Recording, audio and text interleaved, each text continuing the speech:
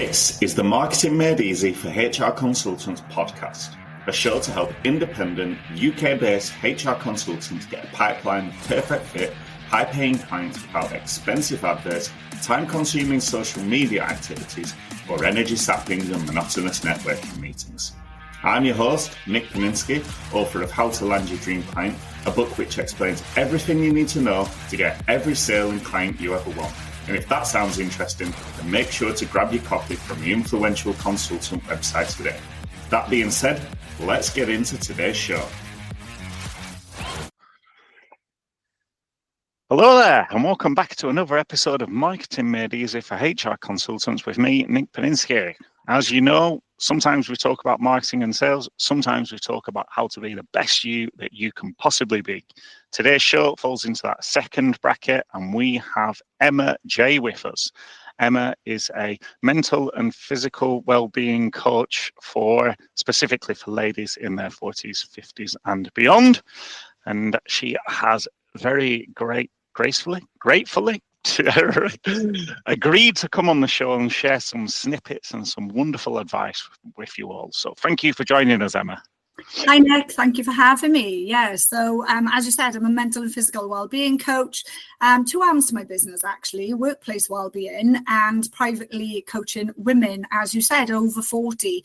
It's that tricky time for us women, isn't it? We go through such a change within our bodies and our minds. Yeah. Getting the exercise and nutrition part right can be difficult for some, you know? Yeah, for sure. Definitely. And this is one of those things that I think I see so much, talk about it online, certainly on LinkedIn. There's a much greater awareness about, as you say, that women of a certain age, the 40s, 50s and beyond. And I've obviously got family members who've gone through those situations, but it's not something I know about. So thank you for coming on the show, educating me and those listening along, because even if they're not in that market, they will know somebody in that market, right? Absolutely. And hopefully from today, you'll know a little bit more, Nick. Well, let's hope so. Yeah. So basically, we're talking perimenopause, menopause, different stages of our lives. And talking about, you've got women that are professional women, they may be running their own business or a high-powered job. So stress may be high as well. And that actually plays an impact too. So what we're looking at around this time is that change in hormone balance. So the drop in estrogen and progesterone going through perimenopause. But then relatively to that, cortisol, the stress hormone, goes up because they've lowered. And possibly if you're running your own business or you have, a very professional role, you're working lots of hours, you're juggling a family as well, because we know that's tricky as well. And as we know, every woman in this day and age wants to be superwoman. Yeah. We can do it all. I promise you, we can do it all. Absolutely. Believe me, there is no such thing as superwoman. And as somebody that has crashed and burned very badly, I can promise you that you need to look after yourself and really understand what's going on. Personally, I think it's really important, Nick, that people don't do things to the extreme. When people start thinking about exercise, nutrition, they dive in at the deep end. They take on everything, they hit the gym, boot camps, crash diet. And unfortunately, what they don't understand is that actually is causing more harm than good. Yeah.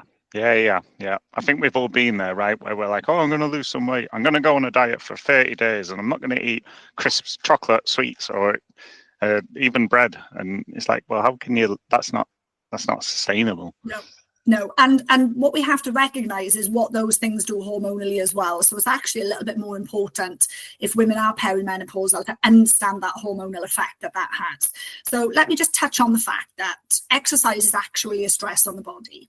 Yes, done correctly, it's a positive stress and it helps us get fitter, get stronger, etc. But when you're crash dieting and over exercising to the extreme, they're going to be the worst things you can do, because you're raising cortisol, putting the body under more stress. You're not fueling it the way it needs to be fueled, and you're asking it to do more, if that makes sense. Yeah. Recipe for disaster. 100%. And what happens is the body then fights back and it'll store fat instead of burning fat, specifically because of that hormone imbalance. Wow, I didn't know that.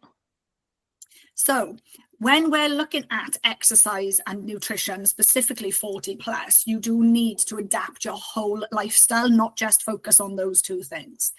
So how you sleep is really important, your rest and recovery. Yes. This is where the hormones reset, the body repairs and recovers. So I've spoken and touched on the hormone cortisol, which is our stress hormone. If we're not sleeping properly, that's staying elevated for a prolonged period of time, which is actually quite detrimental to us both mentally and physically. So when you're trying to gain the body that you want, pushing yourself to the extreme actually moves you further away from it. It's about trying to get it right and having that bit of a balance. I'm not a lover of that word, but that balance where you do a little, but you don't overdo it. And you try and get, the Goldilocks effect, I suppose. A little, but not too much, yeah? Yeah. No, that is very true. And that's very insightful as well, because, I think it's very simple to say, oh, well, I want to lose some weight, so I will do the exercise. But what you're saying is that we got to listen to our bodies, right? We got to balance those stressors as well. So tell us a little bit more about how these hormones affect, because we've obviously talked on the fact that it affects sleep. How does it affect mental health?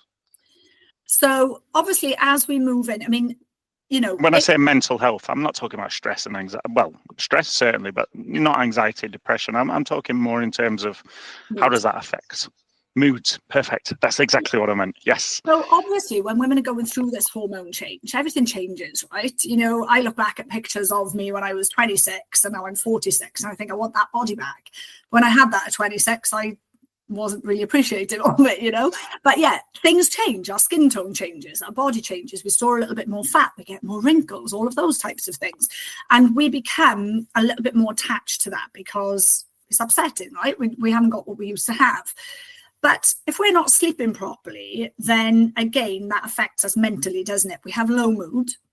By not sleeping properly, as I said, it raises cortisol. So we're under a little bit more stress. What cortisol does is it encourages us to refuel primarily with sugar. So we have this cycle thing going on all day. You're not sleeping properly. That could be due to perimenopause. It could be due to stress. It could be anything. And then the following day, you're hungry all the time and you just want to eat sugar. So you're eating sugar, you're then panicking about that. You're overdoing things in the gym, which is raising the cortisol again, and you go back into this vicious cycle. What you find a lot of women doing as well is loads and loads and loads of cardio at this time of their life. They think like fat burn. Instead of slowing down on the cardio, adding in walks, but leisurely walks, so that lowers cortisol. So that's where you're managing that. You're trying to get that hormone balance, and then your actual workouts need to be weights. Wow. And so many women are scared of weights. Ladies, please do not be scared of weights. Naturally, we do not produce enough testosterone to build big bulk as women. So unless you're taking a lot of additional supplements, that won't happen. I promise you. What you need to do is incorporate resistance training, even if that is only body weighted to start because it's all new for you, but then go into some form of weight training. And again, we don't mean Arnie Schwarzenegger weight training. We just mean more than what you're doing now. And creating that bit of muscle mass on the body actually helps the metabolism do its job properly at burning fat. So you will burn more fat the more muscle you have on your body. Okay, excellent. And how does that help someone perform as a professional? Because obviously I'm getting the message loud and clear about how that helps the body as a professional. My audience are all self-employed. So how does this help them turn up as the best you that you can be? Because you're looking after yourself. So the way the brain works, the brain attaches to negativity, shall we say. Yeah? The brain's primary role is to protect us. You're doing positive things for yourself, looking after yourself. Creates a positive feedback loop to the brain and gradually builds your confidence. We all know that once we go to the gym, we release endorphins, we feel good. You start making that consistent, and that positive feedback loop, it grows and it grows and it grows. The same with food. If you're eating foods that are nourishing, you're eating a lot of protein, a lot of vegetables, which keep you fuller for longer, prevent hunger, prevent cravings, instead of carbs all of the time. How many people that have businesses are rushing around. They're grabbing a sandwich and a packet of crisps on the run. They've got toast for breakfast, and then they've got like a high blinking pasta meal or something for tea. Yeah. So, it's carb overload. Where's the protein? Where's the fiber? Where is the satiating foods that are going to prevent you from overeating? Because the more carbs we eat, we have that influx of energy, then that drop, and we look for more carbs. So it's about trying to get, I suppose, all of it right. And I don't mean perfect, by the way. So I'm not saying you have to eat chicken and broccoli all day long by any means, but having a bit more of an awareness and an understanding. Making sure you're adding proteins and vegetables in as often as you can. Making sure you're adding weight or resistance training as often as you can. Don't overload yourself with cardio. It actually won't. Initially, it may work, but you get to a point where you plateau and it doesn't work for you. Slow things down. And I know a lot of women don't want to hear that. Again, that superwoman era is here, isn't it? You don't want to hear slow down, but believe me, your body will thank you for that. Yeah. 100%. As well, I think it can go against our culture, our habits. Like everyone's like, oh yeah, I want something, I want it yesterday. We're so used to having our phones with us. I remember like when we were kids or whatever, you couldn't think of the answer to a question. You'd drive yourself mad. Now I can just pull my phone out. Like it's an instant, and there's no boredom. And I think that transfers itself into, I want to lose weight, I will lose weight. And I will hit the cardio, but that doesn't necessarily obviously work. No, and as I said, everybody is different. I'm a big believer in that there is not a one-size-fits-all method for us. And I think that the key to this is absolutely being the detective of your own body, and really taking a step back. What isn't working for me at the moment? Because you have so many people that keep doing what they're doing and keep getting what they're getting, right? Which isn't working for them. So stop and take a step back. And what can you change? And instead of trying to change everything at once, change one thing. I'm a big believer, being in business, you'll understand this, Nick. And, for us, we're told to eat that frog, do the hardest thing first, I don't believe that with wellbeing. And I say this all of the time, because if you do something and fail, that creates a negative feedback loop to the brain. And then we have that negative self-talk of, I'm a failure, I can't complete anything, I didn't do it again. All of that is going on. Whereas you take the easiest thing off that list and you achieve it. It's a win, right? You celebrate it, it lifts you up, it's a positive feedback to the brain. You then do the next one because you're keen, you're motivated, you want to do the next thing, right? Because already you've achieved something. So do that, tick something off, master it, then do the next thing. Tick that off and then master something else. But take baby steps and don't try and change the world in one day. Yes, I like that. That is very good advice. We've stepped away from a little bit from the health and the nutrition bit, but it is solid advice. Like, instead of eating the frog, I like that a lot. Do something easy. It all ties in, doesn't it? If you're looking at now, you're not exercising and your food is rubbish, right? And you want to dive in and change both at the same time. Why don't you take a step back and go, okay, well, where can I possibly manage this? How can I tell you what, I'll change my breakfast first. Nice. My breakfast first, and I'm going to try and get out lunchtime for a walk as often as I can. So do that for a week or two and tick that off the list. And then, in a few weeks, you may get out every day for a walk. Then you change your lunch. So what I'm saying is, in regards to thinking that, your new healthy habits are such a chore, or you've got such a huge, I don't know how many, when I used to have my gym, I had lots of people who would message and they'd say, I really want to join, but I'm going to lose the weight first. I'm like, oh, okay. Interesting. But I know, and I get that. And they were self-conscious, and, for them, it was, I want to achieve something first, then come.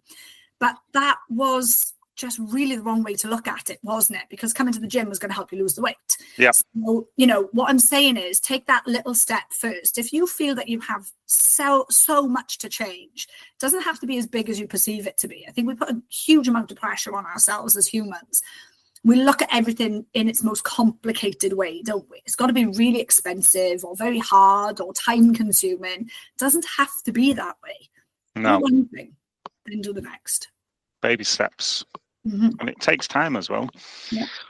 So Okay, so we're hearing loud and clear. Sleep is super important. We're talking 8 hours a night. They say 7 to 9, which I know is difficult, but I think what is quite important is that you have a regular sleep pattern. A bedtime. So I mean, think of children, isn't it? We sort of prep them for bed, don't we? Give them a bath, you turn the lights down, all of that.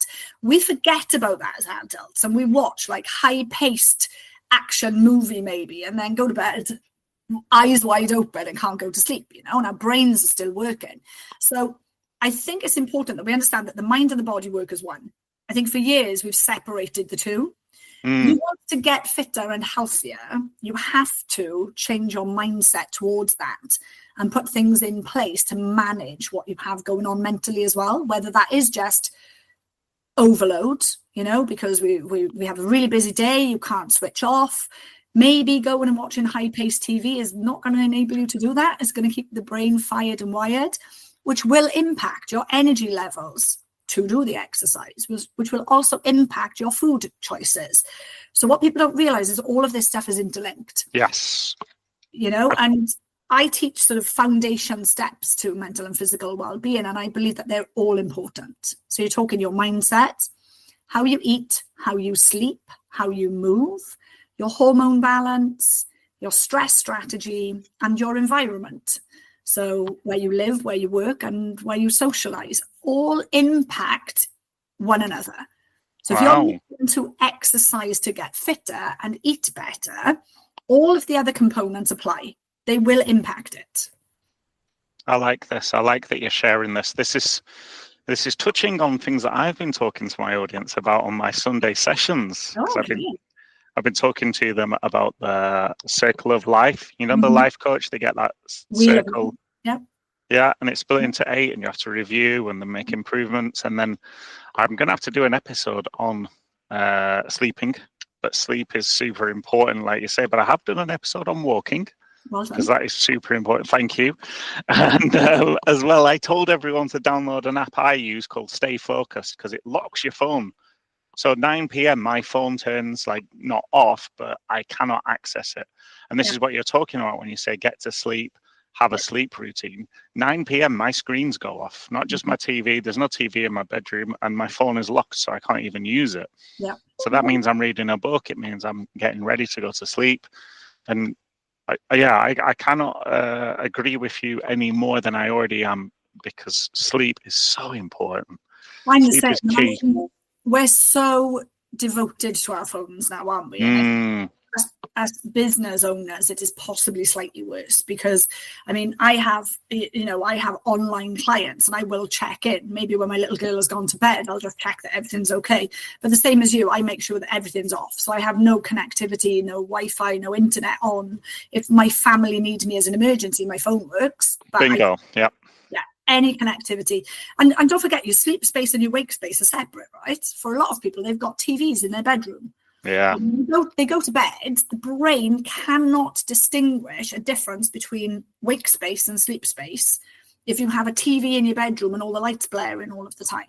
So, realistically, going to bed needs to be going to bed, doesn't it? Read an old-fashioned book. Look, a shelf full of books. Read one. Yeah, 100%.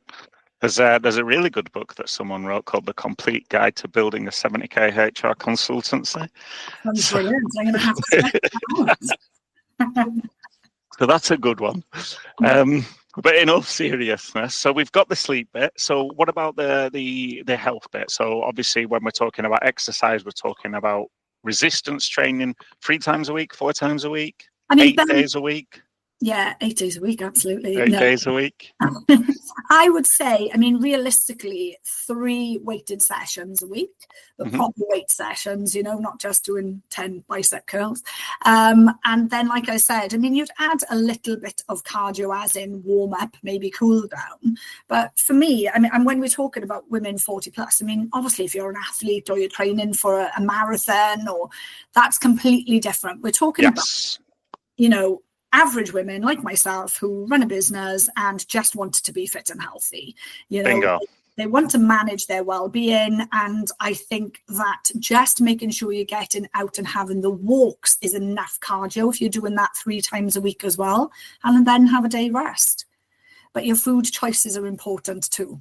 Yeah, I was just about to say. So we've got strength training, we've got walking. So strength training 3 days a week, walking the other 3 days. Yep. Love it, and then a day off. You get steps in every day, to be honest. You know, if you're getting bare minimum, you're sort of 7,000 to 10,000 steps a day. That's great cardio for you. Your strength training sessions, and then managing your food, as I said. But here's a really good tip for you. So a lot of people, when they're looking at losing weight, then let's call it that, will crash diet Monday to Friday. They'll go to the gym every single day. Then on the weekend, they don't do anything other than sit and watch movies and then double their calorie intake. So I think a key component as well, Nick, is for people to actually be very self-aware. What is my routine? Where am I? What am I doing? Is it a busy day? Is it an exercise day? Is it sat on my laptop working from home day? Because don't forget, you have to eat according to that and adapt your calorie intake. Because obviously, to lose weight, you do need a calorie deficit. What we don't want, so that we offset hormones, is to have a massive calorie deficit where we're actually putting ourselves into starvation mode, isn't it, and crash dieting. But what we do want is to recognize the days where we possibly need more calories than others. Yeah. I think your body will tell you that as well, you know, when it starts to, when you're losing focus and concentration, when you're feeling physically exhausted, when your legs are difficult to move, you know, listen to your body, right? 100%. Yeah. And I think you need to start there. In everything I teach, whether it's, as you said, life coaching, so do a lot that's massively incorporated in my program, whether I'm in a business delivering a workshop or a full day's training, every single thing starts with awareness. Nice. Where are you now?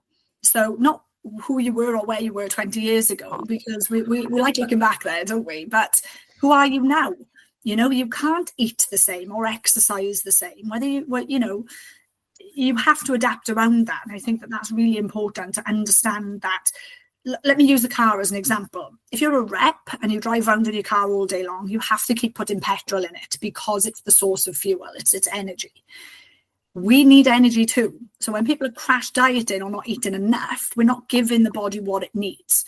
Luckily, this machine is really incredibly intelligent and it will keep going, but you will, as you said, feel exhausted. You will feel lethargic. You will feel moody and miserable. You will, you won't function properly. You're just in survival mode. So it's about, I love this, right? Because I think this is really important. This body, this person, this is the one thing you will have all of your life for the rest of your life. Doesn't matter what car you own, what house you own, what partner you have, how many children you've got. That none of that will be with you as much as this body will be with you. Yes, like that. After it. Oh, I like that. That's good. Yeah. As well, like, look after yourself because no one else is going to come and do it for you, right? Yeah. Fair enough. So any tips on nutrition? Because we've touched on it a little bit, but is there... What would you say to someone who wanted to start off down this path of being healthier, for want of a better phrase? What I would say is, the biggest thing I would say is have a look at your carbohydrate intake, and even from things that you feel are healthier, like your pasta, rice, potatoes, obviously those are our cleaner, healthier carbs. And have a look, do you really need the amount that you're eating, specifically if you're less active on certain days? And increase your proteins and your vegetables. They'll keep you fuller for longer, prevent hunger, and prevent cravings. So where can you up your game on those 2 food groups? Love it. Okay, some takeaway tips for everyone there. Well, I don't really have any more questions, to be honest with you, Emma. That has been a really wonderful and insightful deep dive. I think not just for women, perimenopausal, menopausal, etc., but also, just hearing that stuff, there's a lot that I could apply. I eat too many carbs. Yeah. I think we all do because they're quick and easy, aren't they? Well, yeah. They're also delicious. They are.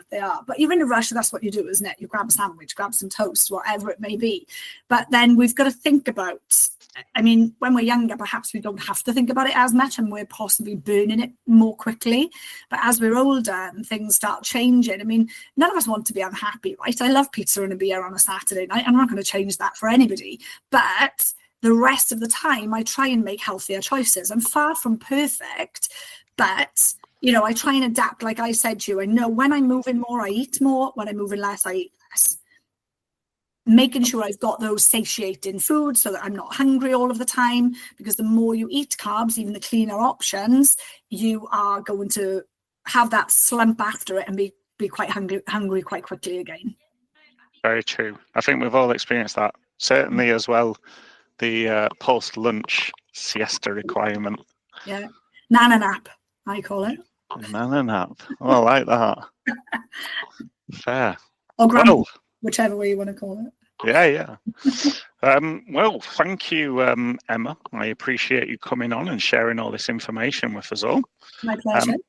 For anyone listening along, if they want to reach out to you, where do they find out more information? So I am on all social media. So it's Emma J Life Shaper. And my website is emma-j.com, and that's Jay.